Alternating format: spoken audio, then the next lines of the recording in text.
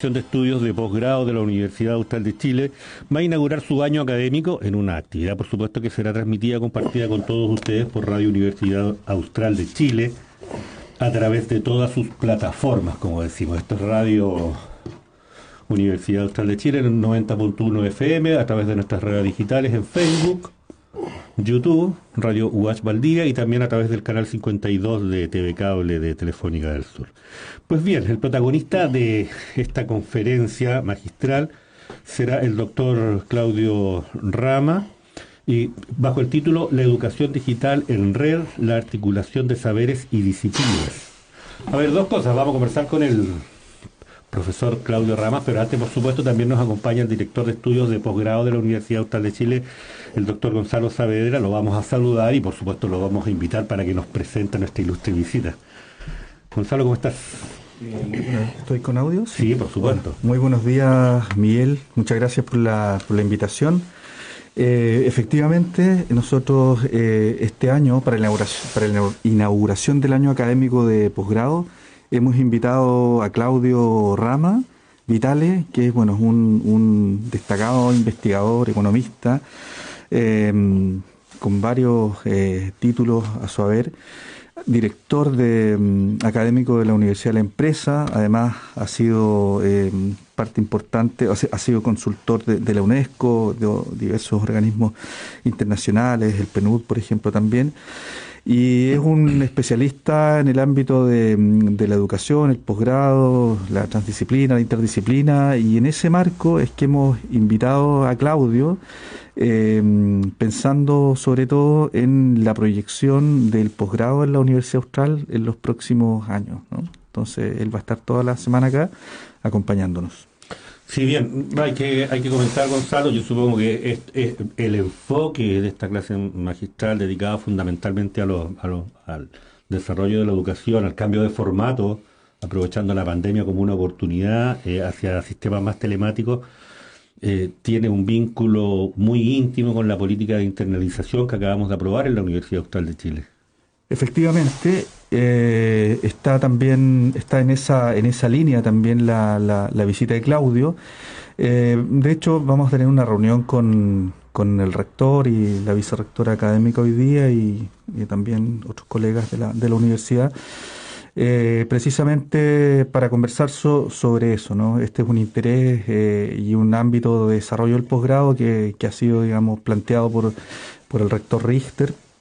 Y Claudio, además de esta conferencia que nos va a dar el día jueves, es un especialista en este ámbito. Entonces nos va a resultar muy interesante conversar con él, pensando en todas las proyecciones que puede tener y que de hecho ya ocurre a nivel de nuestros posgrados producto de la pandemia, pero también en el ámbito de los diplomados, por ejemplo. La oferta e-learning de educación online es cada vez más importante y más demandada. Por lo tanto, nos estamos preparando para el futuro, digamos, pero también considerando lo que ya está ocurriendo hoy en día a nivel de nuestros posgrados. Sí, Gonzalo, vamos a hablar al tiro con Claudio, pero una última pregunta. Cuando hablamos de estas proyecciones que tú nos estás mencionando, siempre hacemos cálculos, diseños, razonamos conjuntamente, digo yo, planificamos algunos mapas, pero también soñamos. ¿Con qué estamos soñando? Bueno, estamos soñando con un posgrado, hay que decirlo, nosotros asumimos un posgrado con excelentes indicadores, tanto en gestión como en acreditación. El 100% de nuestros doctorados están acreditados, cerca del 80% de nuestros programas de magíster están acreditados. Yo creo que tenemos indicadores que son bastante destacados a nivel nacional en ese sentido, y soñamos con un posgrado implicado en la sociedad, ya sea en el ámbito de la empresa, del Estado, también de la comunidad, que sea capaz de construir conocimiento, transmitir conocimiento a nuestros estudiantes, pero también un posgrado que se vaya, entre comillas, modernizando, o que se vaya ensamblando con las demandas del medio, con las necesidades y con los desafíos y proyectos de país, los cambios que están ocurriendo, y sobre todo las circunstancias que nos toca vivir en los distintos campos disciplinarios, ¿no? Y también un posgrado que asuma también esta dinámica transdisciplinaria, y que probablemente va a estar llamado a hacer una contribución importante para el desarrollo regional, el desarrollo del país, etcétera, ¿no? Perfecto. Gonzalo Saavedra, director de estudios de posgrado de la Universidad Austral de Chile, acompañándonos para presentar al doctor Claudio Rama, quien estará a cargo, por supuesto, de la clase magistral de la inauguración de año académico de la Dirección de Estudios de Posgrado, con la clase magistral La Educación Digital en Red, la articulación entre saberes y disciplina. Yo voy a pronunciar, para iniciar la conversación con el doctor Rama, este título como una pregunta, ¿eh? Voy a decir: ¿la educación digital en red, la articulación entre saberes y disciplina? Bueno, sí, buen día. Un gusto estar aquí en la radio con ustedes. Todos tenemos claro que estamos en una nueva sociedad del conocimiento digital, de la información, tecnotrónica. Hay 70, 80 definiciones que conceptualizan. Y de alguna forma lo que está aconteciendo de algunos años es el reconocimiento y la comprensión de que la educación, la universidad y todos los niveles educativos están asumiendo un conjunto de transformaciones articuladas a los cambios societarios, a los cambios de los conocimientos. Bueno, en eso le puede llamar la universidad competitiva, la universidad innovadora, la universidad digital, la 4.0, y hay un conjunto también de autores que de alguna forma van conceptualizando, incentivando o poniendo el acento en algunos de los particularismos. Y bueno, la idea es mostrar un poco este escenario de algunas particularidades específicamente que están aconteciendo en el campo específicamente del posgrado, en el campo específicamente de la estructura de alguna forma epistemológica del conocimiento, y también en términos de las modalidades y las formas en las cuales se gestiona. Pero esto es una transformación mucho más grande que toca elementos de gestión, elementos conceptuales, formas de organización de la gobernanza, estructuras de poder, estructuras técnicas, formas de organización de los niveles educativos, formas de la movilidad, relaciones internacionales. O sea, la sociedad entera se está moviendo hacia múltiples transformaciones que, cuando ves cada uno de los sectores, uno a veces tiende a no visualizar, pero agarra el sector de la construcción, o el sector de transporte naval, o el sector de la alimentación, o el sector de la cultura. Bueno, eso hoy estamos en una mirada de las sociedades ya más focalizadas en los particularismos, en las singularidades que tienen estas transformaciones. Y en este caso, de alguna forma, lo digital es probablemente lo digital es de las más grandes, porque hoy la sociedad comienza a ser una sociedad en red. Correcto, el acceso de los bienes y servicios es la red, y al mismo tiempo las redes son globales. Hoy además tenemos un particularismo que de alguna forma también la pandemia ha acelerado algunas de estas tendencias, y hay una comprensión mayor de alguna de las dimensiones que estaba viniendo, que la gente podía sostener, ¿no? Eso es un paradigma, es una moda. Bueno, en esa materia hay una comprensión intelectual. La pandemia no solo impactó en la vida, sino también en las cabezas, en la forma en la cual vemos la realidad y asumimos relación. Bueno, en este escenario lo que vamos a reflexionar un poco y a charlar es, bueno, algunas orientaciones, algunas miradas de lo que implica para las gestiones universitarias y para las políticas universitarias, las formas en las cuales se accede al conocimiento, se construye la calidad, se genera gobernanza, se organizan el cumplimiento de las misiones y de los servicios universitarios, y cómo de alguna forma cada una de estas tiene sus problemas, sus contradicciones, sus tendencias. Hay que ver que además nosotros estamos en un contexto de enorme heterogeneidad estructural en general en la región, no solo por la región más desigual, sino también por las heterogeneidades sociales en términos de: tenemos migrantes digitales y nativos digitales, pero tenemos ciudadanos del siglo XXI, del siglo XX, del siglo XIX, heterogeneidad estructural que ha sido una característica de América Latina desde su génesis: plantación con minifundio, latifundio, clases medias, clases ricas, clases pobres, ¿correcto? Entonces también la dinámica educativa, en la medida que responde o busca responder a demandas y a realidades sociales, también tiene heterogeneidades, no por desequilibrios en términos de su desarrollo, sino también por heterogeneidades. Bueno, esta es un poco también otra mirada, y finalmente tenemos un escenario de que todas estas transiciones, que son transiciones vinculadas a un ciclo del conocimiento y de la sociedad, tienen grados de avanzamiento distintos, fuerzas e impulsores diferenciados. Los impulsores a un enfoque por competencia son unos, los impulsores a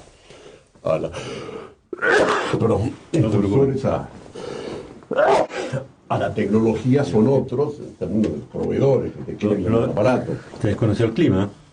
Sí, no lo había tomado hoy el frío que hacía en la mañana. Pero bueno, ese es un poco el intento de reflexionar y de contribuir un poco a la mirada de los cuerpos académicos y de cuerpos de gestión de otra perspectiva, y de quien desde hace 40 años se dedica un poco a este tema de las universidades. Sí, Claudio Rama, protagonista de la clase magistral que inaugurará el año académico de la Dirección de Posgrado de la Universidad Austral de Chile, conversando con Radio UH. Algunos comentarios. A lo primero, sí, yo revisaba esto de insistir en ver la pandemia y las condiciones de trabajo remota que nos impuso como una oportunidad para avanzar en estos cambios. Postergados, adeudados, pero no menos urgentes en materia de desarrollo de telemática, etcétera. Claro, en algún minuto estuvimos bien fascinados por esa posibilidad durante la pandemia, pero cuando empezamos a desenclaustrar nos dimos cuenta que sí, como bien tú dices, se nos había cambiado un poco la forma de mirar el mundo, y la verdad es que estamos saliendo más individualistas, más fragmentados, más enclaustrados en nosotros mismos. Yo me pregunto cómo navegamos en medio de esa tensión cuando el desafío es educar, cuando el desafío es formar seres íntegros, activos, sociales, comprometidos. Podría seguir.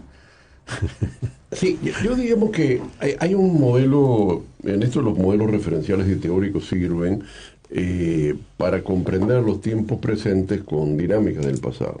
En general las teorías del caos en relación a esto, y Storm, un autor, lo que hablan es de que algunos de los procesos, como las pandemias, las guerras, las tragedias naturales, aceleran parte de los procesos. Y eso es históricamente acontecimientos que se han dado. En la medida que las sociedades están en un camino de transición por las tecnologías o por alguna dinámica, estos fenómenos aceleran los procesos. ¿Correcto? Aceleran los procesos porque ponen prioridades, porque colocan inversiones, porque cambian las cabezas, porque cambian los escenarios. Bueno, la pandemia en ese sentido, de alguna forma, aceleró una tendencia en curso. Aceleró la tendencia en curso que la región venía desigualmente en ese escenario. El Producto Bruto dedicado a la telecomunicaciones en el mundo es el 5,5%, en América Latina es el 2%, la cobertura de educación superior promedio en el mundo estaba antes de la pandemia en 30%, América Latina estaba en 15%. También tenés diferenciaciones. Chile tenía una cobertura de educación superior prácticamente del 3%, Argentina el 5%, Uruguay el 2%, Brasil el 18-20%. Bueno, o sea que tú tienes desigualdades que no tienen que ver con las desigualdades del Producto Bruto, sino de las concepciones y las miradas, o de los grupos de poder, de cómo estructuran sus desarrollos y de las demandas.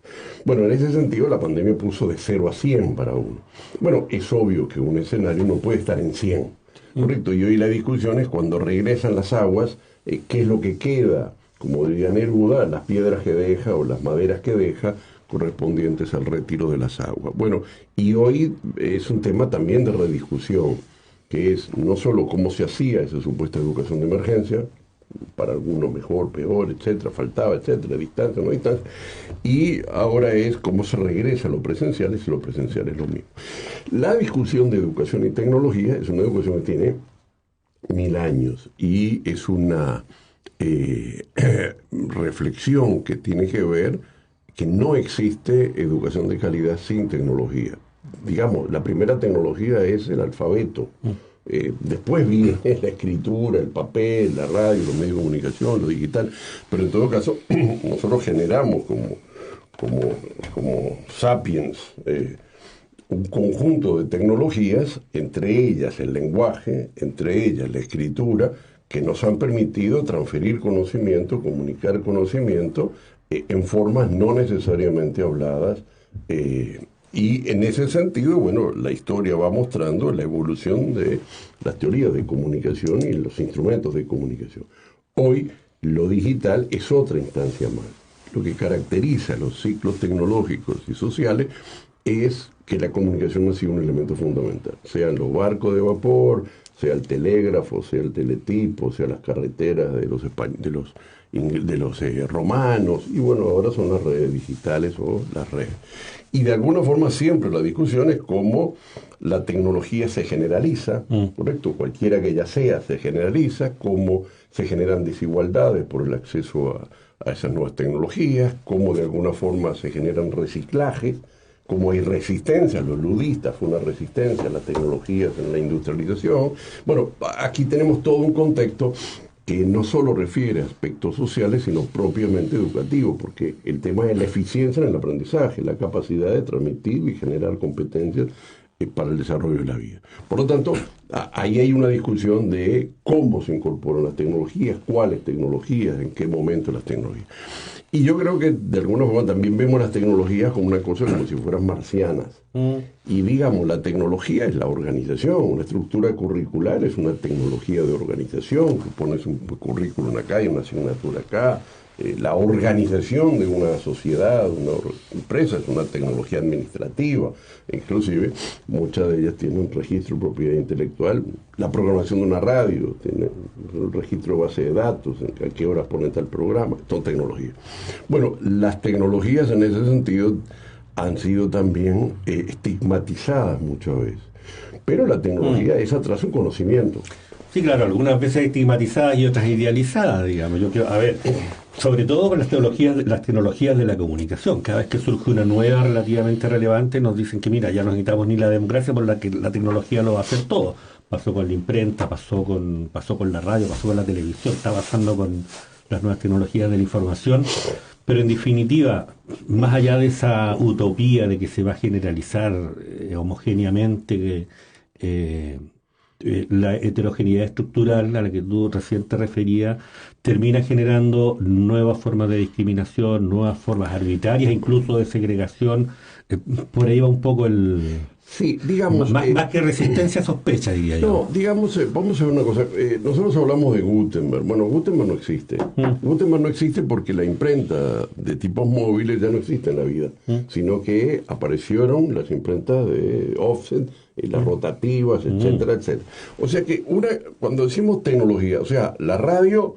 A válvulas no existe, recién recorría la radio, bueno, ahí estaba el equipamiento correspondiente a válvulas, mi válvula estaba el de transistores, y bueno, ya tienen un transistor digital. O sea que cuando nosotros hablamos de tecnología, estas tecnologías avanzan y tienen un desarrollo, pero lo fundamental en mi lectura es que todo este tema de la tecnología es conocimiento. O sea, el escenario nos pone en la mesa de los estudios de posgrado, los estudios especializados. Hay una correlación absolutamente directa entre tecnología y conocimiento. O sea, no existe la tecnología sin conocimiento. Antes podía ser, bueno, inventaron la rueda y nos supieron teorizar y conocer pi y ya. Pero funcionaba con ruedas o funcionaba con fuego. Hoy el basamento no es tan empírico, sino que es un basamento teórico y epistemológico en el saber. Y todo lo que estamos viendo al final es conocimiento. O sea, la dinámica interesante en la lectura de la evolución social es que antes ponía la evolución de la sociedad en la lucha de clases, en las religiones, en Dios, y hemos visto muchas teorizaciones que colocaban el motor de la historia en factores externos. Y hoy el factor de la historia es el conocimiento.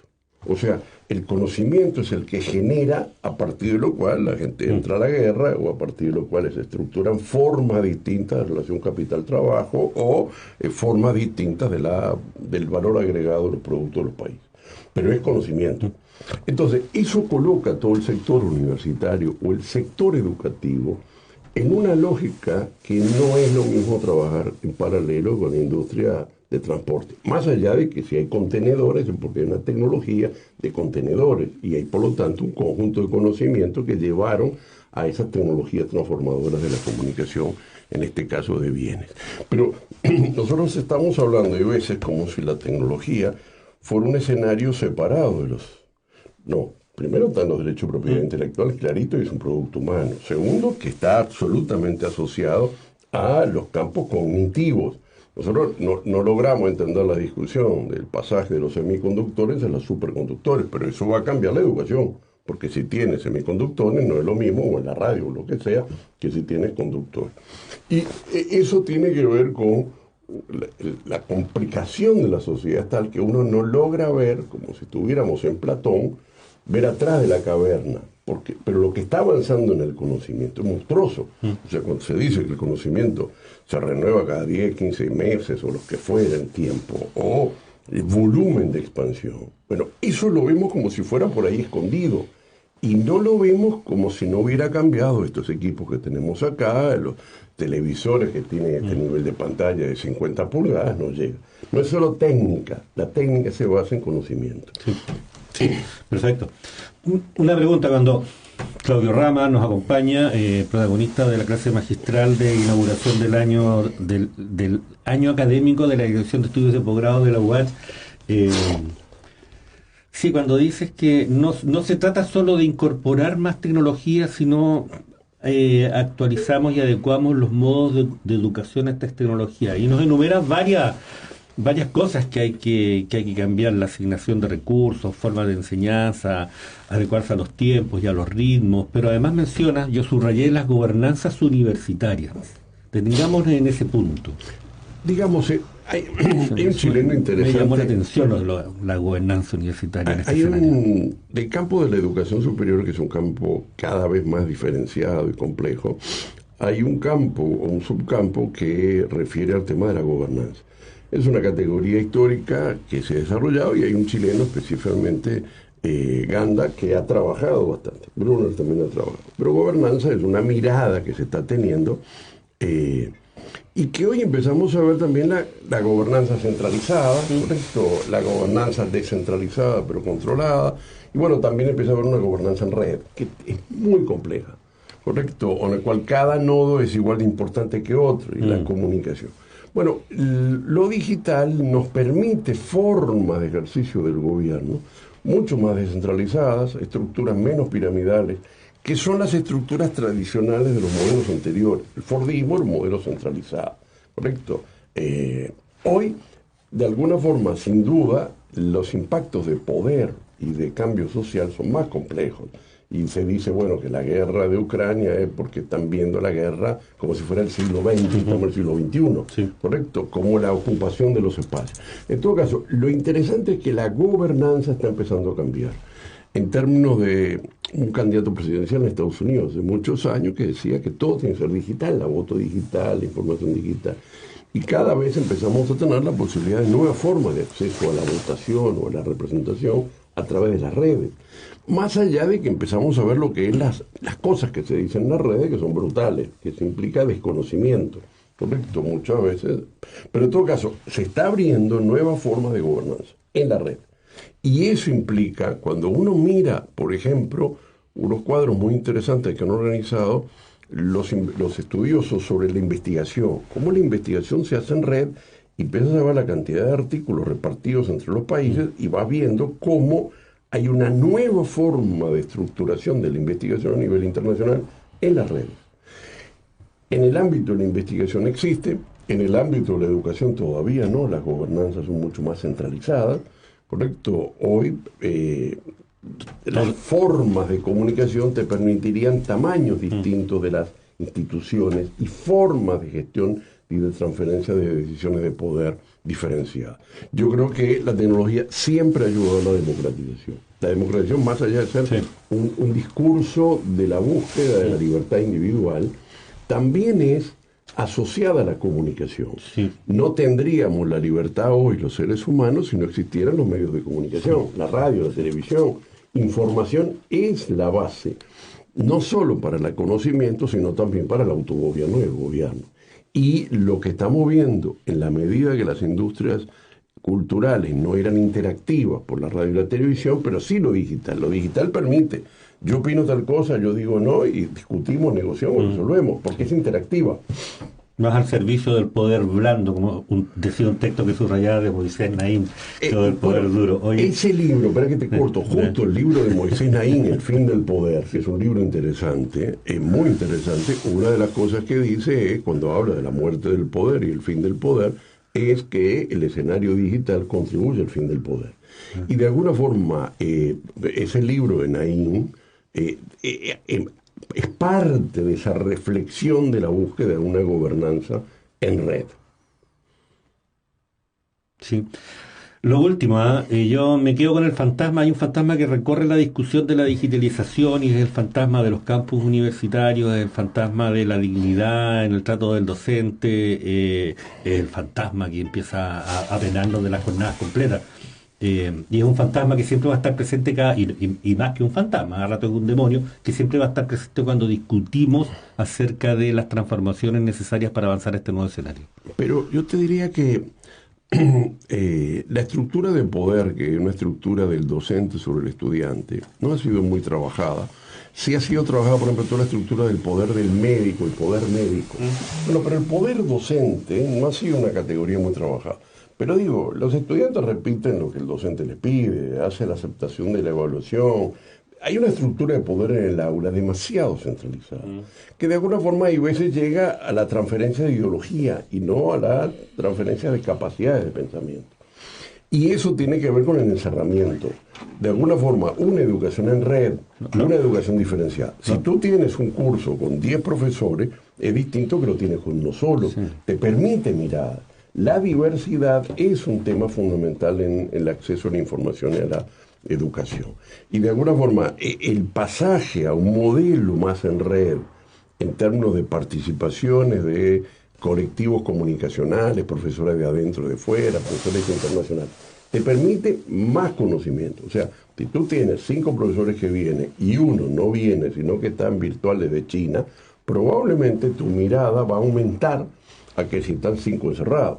Si tú tienes 2 profesores en el aula que debaten, te es mejor que si tienes uno solo que te tiene una campana. O sea, la diversidad, y que tiene que ver con una estructura, si lo quieres, desde el poder, no desde la tecnología solo. Tecnología para que haya varios participantes. También desde el poder, desde la relación de implicancia que tiene la estructura de poder en la transferencia de información y conocimiento. Entonces, que yo creo que hay veces vemos las cosas y las categorizamos desde el lado de uno. Tenemos una lectura siempre del lado del docente o de la institución, no desde el lado del conocimiento, cómo se expande, o desde el que genera competencia, el que tiene capacidad. O sea, hay veces el debate sobre competencias puesto del lado de la institución o del docente, pero no desde el lado del estudiante, o si quieres, desde el mercado de trabajo de la sociedad civil. Sí. Pero yo creo que al contrario, la tecnología siempre ayuda, y será una visión de alguna forma tradicional. Hoy empezamos a ver la educación con los temas de ética, con los temas de clonación, con los temas de riesgo. O sea, sin lugar a duda, el panagéresis de la tecnología como todo, no. ¿Correcto? Pero yo siempre he creído un poco, casi en mi infancia marxista, que bueno, que las fuerzas productivas contribuyen. Sí, no, de acuerdo. O sea, que de acuerdo, pero claro, hay excedentes, hay mejores dinámicas. Claro, pero lo que yo quería subrayar era simplemente que, a propósito de la infancia marxista, así como una vez un fantasma recorrió Europa, Oye, en medio de esta conversación hay fantasmas que nos van a recorrer, y nos van a recorrer usando las posibilidades de circulación precisamente y de ejercicio de ese poder blando, digamos. No es llegar aquí y hacer un decreto y decir, mira, todo esto se transforma. No, esto va a ser, son procesos que duran las transiciones 30, 40 años. Y el proceso en el cual no hay un solo camino, que no hay una sola mirada, que de alguna forma hay veces hay una visión teleológica de hacia dónde va la historia. En el propio mecanismo de el socialismo, comunismo, capitalismo, feudalismo, había una visión que era de alguna forma teleológica, un destino manifiesto y un mecanismo de relojería. Esto no existe. Y el mundo nos ha mostrado con la perspectiva, en muchas casos, la ruptura, los cambios. Y sin duda, la tecnología tiene adoradores del templo. Y los adoradores del templo, como todos adoradores, son caballos encerrados y no miran otras cosas. Yo creo que en todo caso, en educación, no hemos utilizado la tecnología en la intensidad posible. O sea, nadie pensaría que hoy, sin la tiza, la lengua y el pizarrón, que es una tecnología, se puede acceder a la información.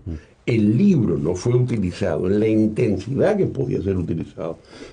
Y así podemos decir muchas cosas en materia de la relación de tecnología.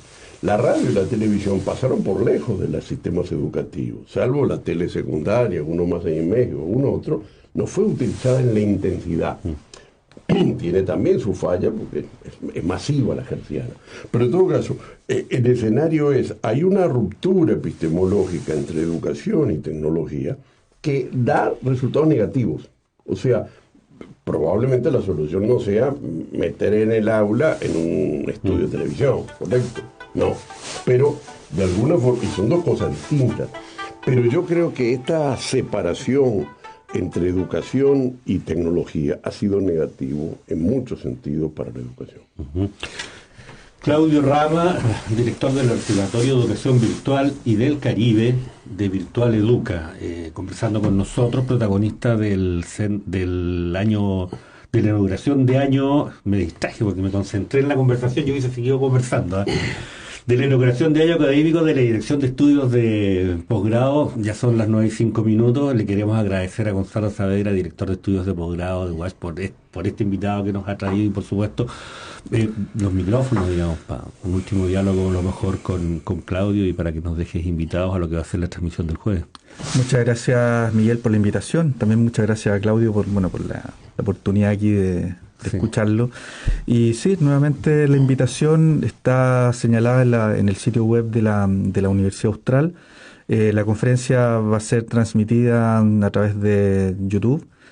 Y bueno, hay, por cuestiones propias de la pandemia, el aforo es limitado. De todas formas, en Paraninfo es el jueves a las 3 de la tarde. Vamos a tener la posibilidad de escuchar a Claudio, va a participar el rector también, así que bueno, va a ser un momento muy interesante, además para aprovechar de escucharlo. Claudio probablemente va a profundizar en estas cosas que nos ha planteado hoy día, así que nuevamente la invitación para el día jueves 5 a las 3 de la tarde. Perfecto, un abrazo, Gonzalo. Claudio, muchas gracias por la visita. Un lindo gusto estar aquí, me encantó la ciudad, fue un placer estar en la universidad. ¿Primera vez que estás en Valdivia?